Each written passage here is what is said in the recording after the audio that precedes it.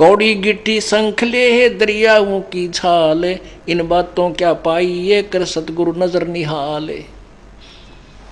कहते हैं इब तुम्हारा जो कल्याण कैसे होगा कि सतगुरु जो तत्वदर्शी संत है उसको नजर निहाल कर कि इतना उनके अनुसार उनके मर्यादा में चल के वो तेरे ऊपर गदगद हो जाए वो संत के मेरी प्यारी आत्मा परमात्मा को पाने के रास्ते पर बिल्कुल सही चल रही है। तो अंदर से जो एक हिलोर आती है संत के अंदर से, जिस भक्त की जिस बहन भाई की क्रियाओं से जो प्रसन्न हो जाता है कि ये सही मर्यादा में चल रहा, तो वो जो एक रजा आती है उसके बाद फिर एक उसकी प्रति एक कसक जाती है कि बहुत अच्छी और परमात्मा अपने बच्चे पर मेहर रखना, ऐसे ही चले। तो वो एक आशीर्वाद आपको एक्स्ट्रा मिलता है जिसको ग्रेस मार्क कहते हैं। तो यहाँ कहते हैं इन बातों के पाई ये कर सतगुरु नजर निहाल है। मान लेते नहीं वो ज्ञान भी हो गया कैसे ऐसे होता तो, और सतगुरु नजर निहाल हुआ नहीं, तुझे सार नाम फिर सार शब्द मिला नहीं तो भी बात बिगड़ेगी। इसलिए ये कल्याण कहती ये बातें कहन सुन की ना है कर पाड़ने की है।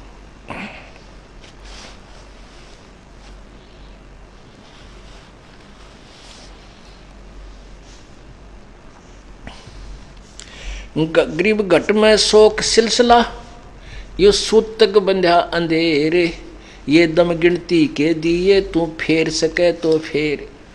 पुण्यात्माओं हम इतने वो हो गए हैं परमात्मा के ज्ञान से अपरिचित होकर के कि क्या कहते हैं जी भक्ति में मन नहीं लगता है, बेटे का ब्याह ना होया छोरी का बालक ना हुए, एक मकान बनाया था उसका ब्याह तो नहीं बन रहा, बस भक्ति तो होती है कोई ना। भाई ये भी काम तभी होंगे जब परमात्मा प्रसन्न होगा। परमात्मा प्रसन्न होगा भक्ति करोगे, चाहे दुख में करो चाहे ये कष्ट भी आप पर आ रहे हैं फिर भी अपनी भक्ति जरूर करते रहो। घट में शोक सिलसिला यो सूतक बड़ा अंधेरे, ये दम गिनती के दिए भाई फेर सके तो फेर। गर्म घट में शोक सिलसिला, इस शरीर के अंदर यो शोक यानी दुख यो सिलसिला यो तो सूतक बड़ा अंधेर यानी यो तो एक आपके सभी के अंदर ये कष्ट जिसको टेंशन कहे ना, घट के अंदर सिलसिला सूतक बड़ा अंधेर। तो यो टेंशन रूपी जो गड़बड़ है या सबके साथ है।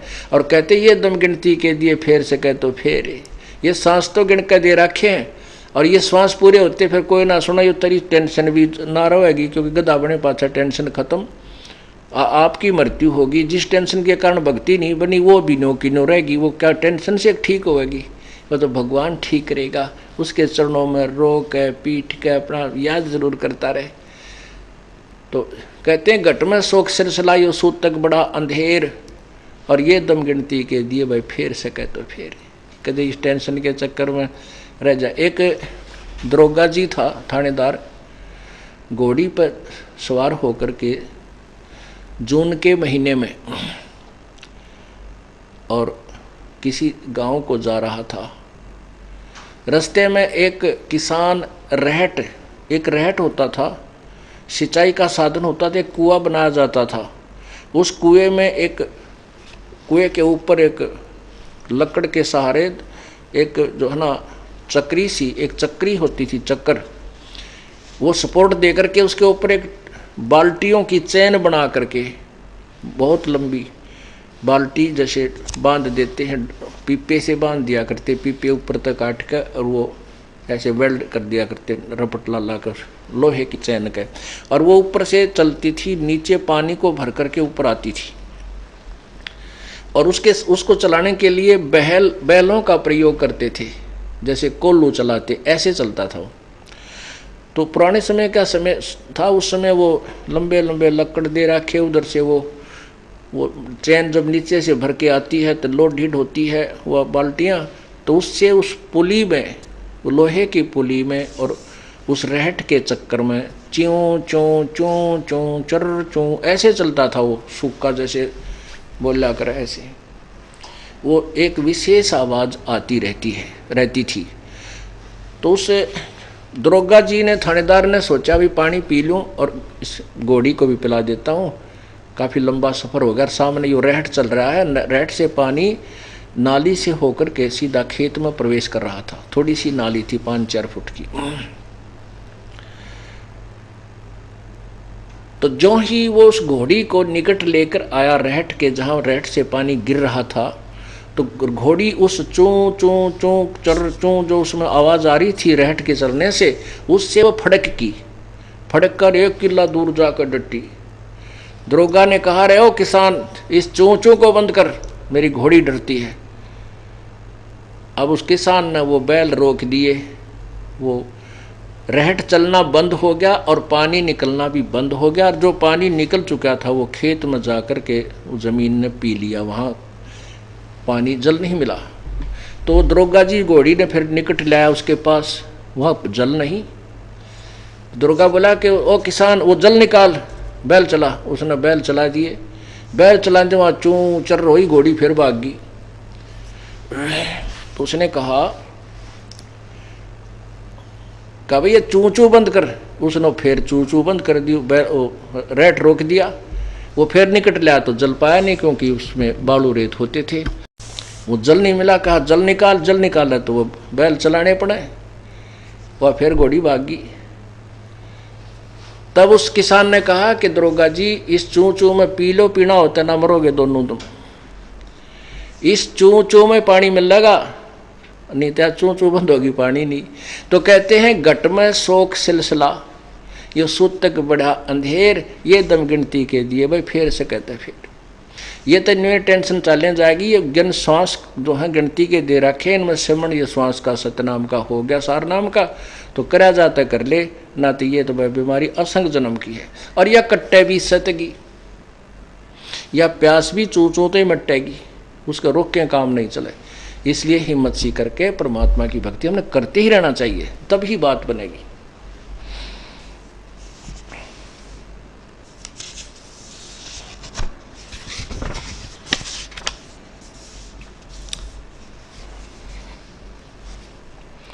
बाका पर्दा मैल का कोई न जाने भेवे, बिन सतगुर क्यों पाइये वो अटक रहे सुख देवे।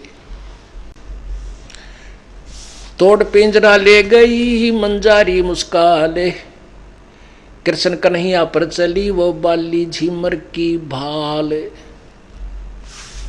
अब क्या बताते हैं कि काल तो वही नू खाओगा सबको, जैसे बिल्ली जो है चूहे को उठा ले जाती है।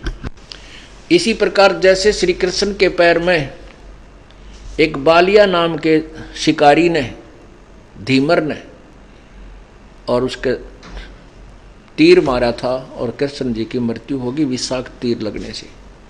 कहते हैं यू काल तो ऐसे खा जाएगा, सभी को खाएगा।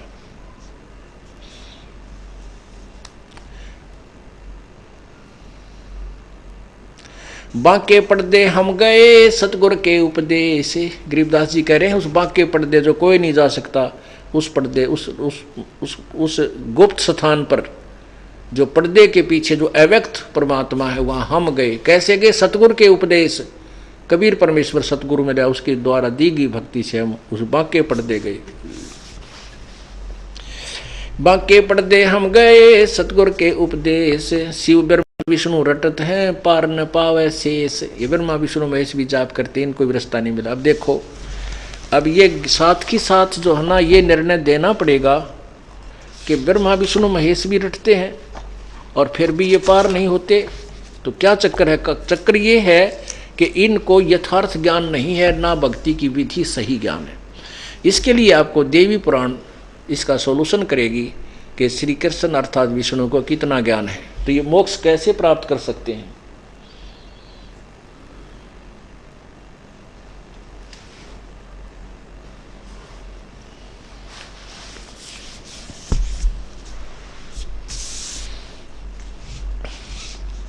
ये देखिएगा श्रीमद् देवी भागवत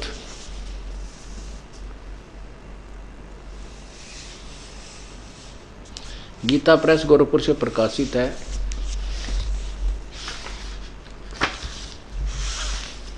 इसके संपादक कौन है? हनुमान प्रसाद पोदार, चिमन लाल गोस्वामी। कहाँ से प्रकाशित है? प्रकाशक एवं मुद्रक गीता प्रेस गोरखपुर, गोविंद भवन कार्यालय कोलकाता का संस्थान। इसके तीसरे सकंद में ना प्रथम सकंद में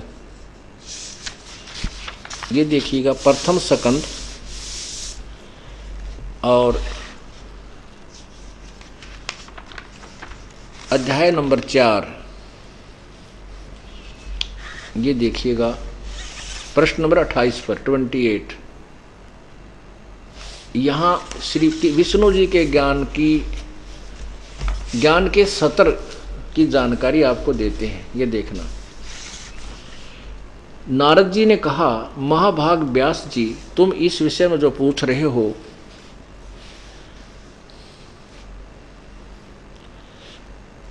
यही प्रश्न मेरे पिताजी ने भगवान श्री हरि यानी विष्णु जी से किया था। देवादिदेव भगवान जगत के स्वामी हैं, लक्ष्मी जी उनकी सेवा में उपस्थित रहती हैं, दिव्य कौस्तुमणि उनकी शोभा बढ़ाती है, वे शंख चक्र गदा पद्म लिए रहते हैं, पीतांबर धारण करते हैं, 4 भुजाएं हैं, वक्षस्थल पर श्रीवत्स का चिन्ह चमकता रहता है, वे चराचर जगत के आश्रयदाता हैं। जगत गुरु ऐसे देवताओं के भी जगत गुरु एवं देवताओं के भी देवता हैं। ऐसे जगत प्रभु भगवान श्री हरि महान तप कर रहे थे, उनकी समाधि लगी थी। यह देखकर मेरे पिता ब्रह्मा जी को बड़ा आश्चर्य हुआ। अतः उन्होंने उनसे जानने की इच्छा प्रकट की। ब्रह्मा जी ने पूछा, प्रभु आप देवताओं के अध्यक्ष, जगत के स्वामी, भूत भविष्य एवं वर्तमान सभी जीवों के एकमात्र शासक हैं। भगवान फिर आप क्यों तपस्या कर रहे हैं और किस देवता की आराधना में ध्यान मगन है? मुझे असीम आश्चर्य हो रहा है कि आप देवेश्वर एवं सारे संसार के शासक होते हुए भी समाधि लगाए बैठे हैं।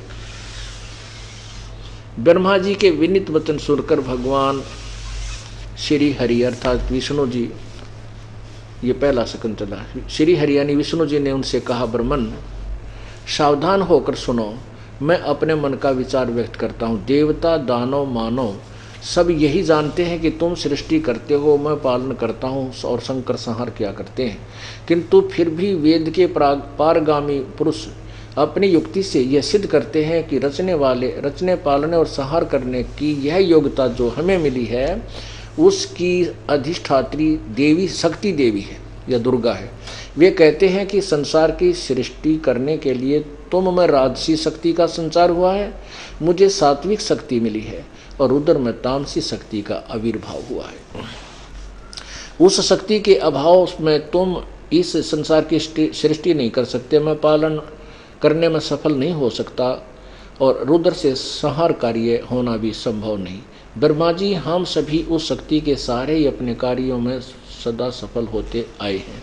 सुवर्त प्रत्यक्ष और परोक्ष दोनों उदाहरण मैं तुम्हारे सामने रखता हूँ। सुनो, यह निश्चित है कि उस शक्ति के अधीन होकर मैं प्रलय काल में इस शेषनाग की सैया पर सोता और सृष्टि करने का अवसर पाते ही जाग जाता हूँ। मैं सदा तप करने में लगा रहता हूँ। उस शक्ति के शासन से मैं कभी मुक्त नहीं रह सकता। कभी अवसर मिला तो लक्ष्मी के साथ सुखपूर्वक समय बिताने का सौभाग्य प्राप्त होता है। मैं कभी तो दानों के साथ युद्ध करता हूँ। अखिल जगत को भय पहुँचाने वाले दैत्यों का विकराल शरीरों को शांत करना मेरा परम कर्तव्य है। यहाँ देखो फिर 29 पृष्ठ के इसी पे, मुझे इस प्रकार शक्ति यानी दुर्गा के शक्ति के अधीन होकर रहना पड़ता है। उन्हीं भगवती शक्ति का मैं निरंतर ध्यान किया करता हूँ। ब्रह्मा जी, मेरी जानकारी में इन भगवती शक्ति से बढ़कर दूसरे कोई देवता नहीं है। जय हो विष्णु जी की। अपने आत्मा इनको जगत गुरु लिखा है, भूत भविष्य के जानने वाला लिखा है।